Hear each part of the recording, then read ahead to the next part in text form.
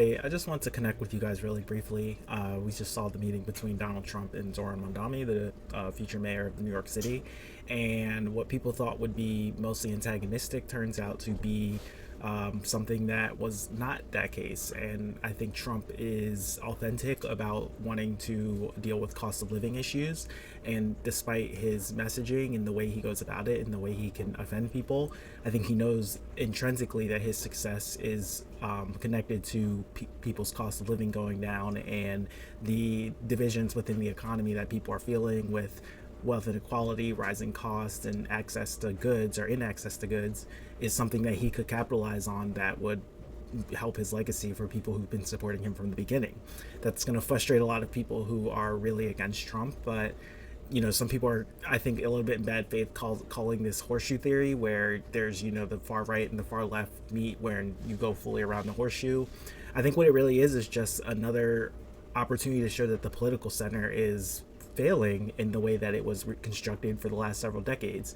And again, it goes back to a point I made earlier about how the future is not going to be from people who existed in the past consensus of neoliberalism and neoconservatism. The future is going to be people who lived in the wreckage of that. And Trump became an avatar for the excesses of that former neoliberal, neoconservative. You can call it trickle down, you can call it monopolistic, you can call it laissez faire capitalism. But he existed in exposing the excesses, albeit a crude and sometimes very offensive manner, but he still exposed it.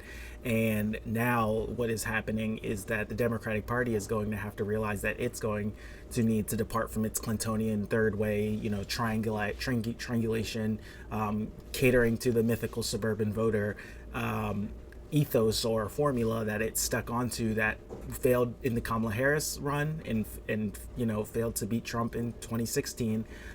So I think we just have a lot of interesting developments to come. But one thing we can say for sure is that the era that was defined by the demagoguery towards America's social safety net, sometimes through raw racism, sometimes through frustrations from the excesses of the New Deal liberal, post-war liberal consensus, as some historians call it. But a lot of it was racism.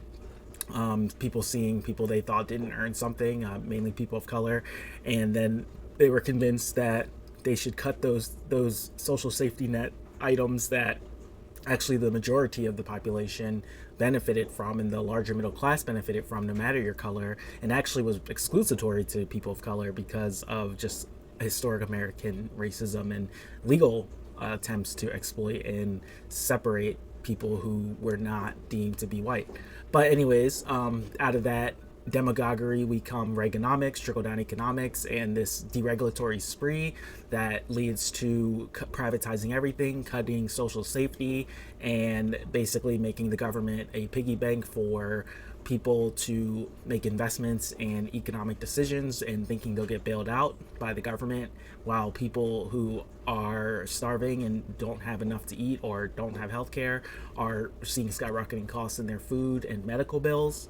And worst of all, a whole generation kneecapped by student loans because they were able to be preyed on by private banks and financial interests who just wanted to take advantage of people doing what they were told to do, which was get an education, as the university system became more of a for-profit engine. So we're just living in the excesses of again, neoliberal, some people don't like it, but neoconservative, neoliberal. Neoconservatives more on the foreign policy side, interventionism and going with the excesses of American interests in places like the Middle East, but all over the world, including parts of Africa and in South America. But at the same time, that center is breaking down, and Trump is capitalizing on that. And that is, I think, why you saw the Zoran and Trump synergy that we see right now, at least.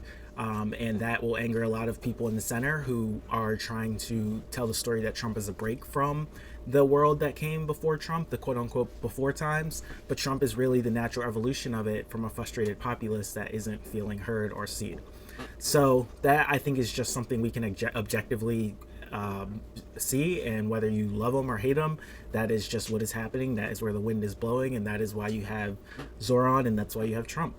And the people who are really I don't want to say culprits, but who are most invested in demonizing this transition we're living in are people in the center who are still trying to tell a story that Trump was a break from what came before Trump instead of the natural outcome of the excesses of the time that came before Trump.